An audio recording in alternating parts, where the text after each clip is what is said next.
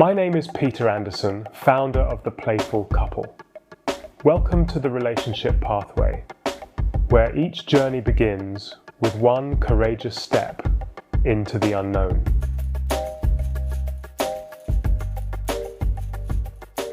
There's something I want to ask you. Do you know the pattern of your relationship? The pattern when it feels stuck, or do you just feel the pain of it? You might already feel it now. That tension somewhere in the body, that tightening, that fear and that sense of, oh no, here we go again. Because that happens to too many people in relationships, and it's not random, it's a loop. And if you stay with that feeling just a little longer, you might notice it's not just tension, it has a shape to it, a familiarity, almost like your body recognizes it before your mind does. It's not new, even if the situation is different, even if the words are different. There's something about it that feels known. And that's often the first clue that you're not just in this moment, you're in something that's been here before. So think of a recent moment in your relationship, not something big, just something small, something ordinary where something shifted. Maybe it was a comment, something simple, but it landed. Maybe it was silence, a pause, something that didn't quite land the way you expected it to. Or maybe it was just a look, a tone, something subtle that carried more than it seemed to. And something in you reacted before you had time to think about it. And if you slow that moment down just slightly, you might notice it didn't begin with words, it began somewhere else. A slight tightening in your chest, a shift in your breath, a subtle bracing, almost as if something in you prepared itself before anything had fully happened. And that moment is easy to miss because everything that follows is louder, faster, more obvious. But this is where it begins, because what tends to happen, it's not random. It follows something like a pattern, a loop. And once you're inside it, it moves quickly, faster than thought. One of you says something, the other reacts, and within seconds you're no longer here. You're in something older, something familiar, something you've both been in before. And even while it's happening, part of you can see it, part of you knows you've been here before, but it still pulls you in. Like, it doesn't feel like a decision, it feels like something already in motion. You might notice you already know how it's going to go before it even begins. You can feel it building in the space between you, in the tone, in the timing, and part of you is already preparing. And this is where most people try to step in. They try to stop it, say the right thing, but something about it keeps happening anyway. And the more you try to control it, the more it seems to move underneath you. So just notice that, not to fix it, just to see it, and because this is where it begins. And there's something else that's easy to miss, and it's not just what's happening between you. Something is happening inside you at the same time. A shift in meaning, a quiet interpretation that arrives quickly and feels true. They don't care, they're not listening, they always do this. And once that settles, everything follows it. Your tone changes, your body changes, your words follow. And now it's not just a moment, it's a direction. And this is where the loop begins before it's even fully spoken. And by the time you notice it, you're already inside it. And once you're inside it, it doesn't feel like something new. It feels familiar, like something your body already understands, even if your mind is still trying to catch up. And this is where the loop begins to show itself more clearly. It can look simple, almost ordinary. One person says, "Why didn't you call me?" And on the surface, it sounds like a question, something small, something that could be answered. But underneath that, there's something else, something quieter, something more vulnerable. "I felt alone. I missed you. I needed something." But that's not what arrives on the other side. What the other person hears is something different. "I've done something wrong. I'm being judged. I'm not enough." And that meaning lands quickly before there's time to pause, before there's time to check it. And something in them reacts. "No, I was busy, I had things to do." And even in those words, there's something else underneath. "Don't put this on me, don't make me the problem, I'm already holding enough." And now something shifts between you. The tone changes, the space tightens, the air feels different, and suddenly you're no longer in the same conversation, so you're no longer talking about the call, you're inside something else.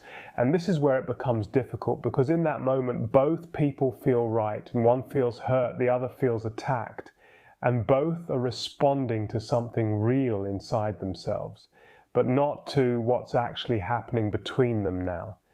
And if you slow it down just for a moment, you begin to see how quickly it moves, how little space there is between something being said and something being felt, and how that feeling starts to shape everything that comes after. The words, the tone, the way you look at each other, the way your body shifts. And once that movement begins, it carries you. Well, you don't have to push it, you don't have to create it. It's already happening, and part of you might notice this sense of, here we go, that quiet recognition that you've been here before. And even as you notice it, there's something about it that's hard to interrupt, because it's not just a conversation, it's a pattern. And patterns don't need much to continue. Just a small moment, just the right tone, just the right timing. And everything connects very quickly. And this is where the loop tightens, because now each person is no longer responding to what's being said. They're responding to what it feels like to be in that moment.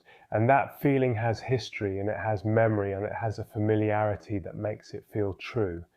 And once something feels true, it's very hard to question it. So instead, you move with it, you speak from it, you defend from it, you react from it.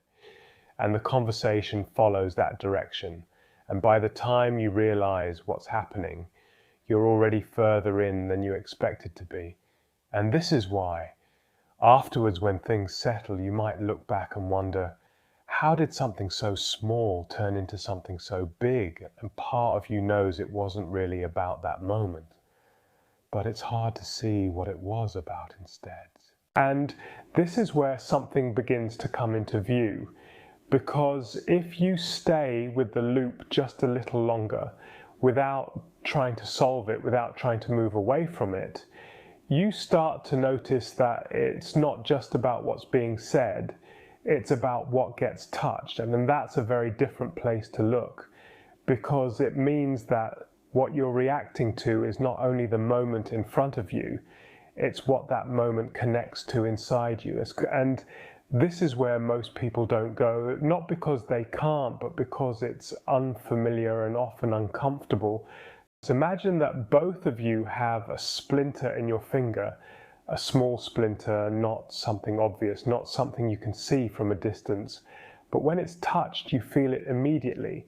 Sharp, instant, unmistakable. And the thing about a splinter is that it doesn't take much. Just a small amount of pressure, just the right angle, just the right tone, and suddenly it's there. You don't have to think about it. You don't have to interpret it. You feel it. And now imagine trying to hold hands. There's care there, there's intention, maybe even love. But as soon as the fingers press together, there it is, the pain. And something in you reacts. Not because you've decided to react, but because something has been touched. And now, without even realizing it, you begin to protect it. You might pull your hand away, you might tense, you might adjust without even knowing you're doing it. And sometimes that reaction is stronger than the moment needs. And that can be confusing, because part of you knows this shouldn't feel this big, but another part of you is already inside the feeling. And if you stay with that, you begin to see that it's not the pressure that created the pain. It's the splinter that was already there. And this is what changes everything, because it means that what you're experiencing in that moment is not just about the other person. It's about something that already exists inside you. And that doesn't make it less real. If anything, it makes it more real, and because now you're not just dealing with a moment, you're touching something that has history, something that's been felt before in different ways, in different places. And often that feeling carries a meaning on something like, I'm not seen, I'm not important, I'm not safe here. And when that meaning gets touched, it doesn't stay quiet. As it rises quickly and it shapes everything that follows, your tone, your words, your body, your reaction. And now the other person is not just hearing what you say, they're feeling what's underneath it. And something in them responds to that. And now both of you are inside something that's much bigger than the moment itself. And this is why it can feel so intense, because it is. It's not just about what's happening now, it's about what's being touched through it. And this is where the loop and the splinter meet. And because the loop is what you can see, but the splinter is what you feel. And when those two come together, the pattern becomes very hard to interrupt, because it's no longer just a conversation. It's something you're inside. And once that splinter is touched, something begins to happen very quickly. You protect it, not in a conscious way, not as a decision, but as a response. You pull back, you tense, you adjust, sometimes so subtly you don't even realize it. And sometimes it's not subtle at all. Your tone changes, your words sharpen, your body closes, and what was a small moment becomes something else. And if you look closely, it's not just about what you do. It's about what you stop doing. You stop reaching, you stop softening, you stop staying open. And that shift changes the space between you, because now it's not just two people in a moment together. It's two people protecting something at the same time. And that changes everything. Because now every movement, every word, every tone is shaped by that protection. And protection has a direction. It moves away from pain. It moves away from exposure. It moves away from uncertainty. And that's where the tension begins. Because you want to reach, but something in you is pulling back. And when the other person feels that, even if they can't name it, even if they don't understand it, they feel the shift. And something in them responds to that. Maybe they push forward. Maybe they ask more. Maybe they get louder. Or maybe they do the same thing. They pull back, they close, they protect. And now, without either of you choosing it, you're moving apart inside the same moment. And this is where the pattern deepens, because each reaction reinforces the other. One person pulls away, the other reaches. The reaching feels like pressure, so the distance increases. Or both pull away and something between you goes quiet, Marv, but not in a peaceful way, in a held way. And over time, this begins to feel normal. Not because it is, but because it's familiar. You begin to expect it. You begin to anticipate it. You might even notice that there are moments where you're already adjusting before anything happens. You choose your words carefully, you avoid certain topics, you soften things or hold things back, not because you don't care, but because something in you remembers what happens when you don't. And this is where distance begins to form. Not all at once, not in a dramatic way, but slowly in small moments, in things not said, in things not reached for. And over time, that distance can feel easier. Less risk, less exposure, less chance of touching that same place again. And this is where something deeper begins to settle, because the known, even when it hurts, can feel safer than the unknown. And this is hard to see because it doesn't feel like safety, it feels like frustration, it feels like disconnection, it feels like something isn't working. But underneath that, there's a kind of stability.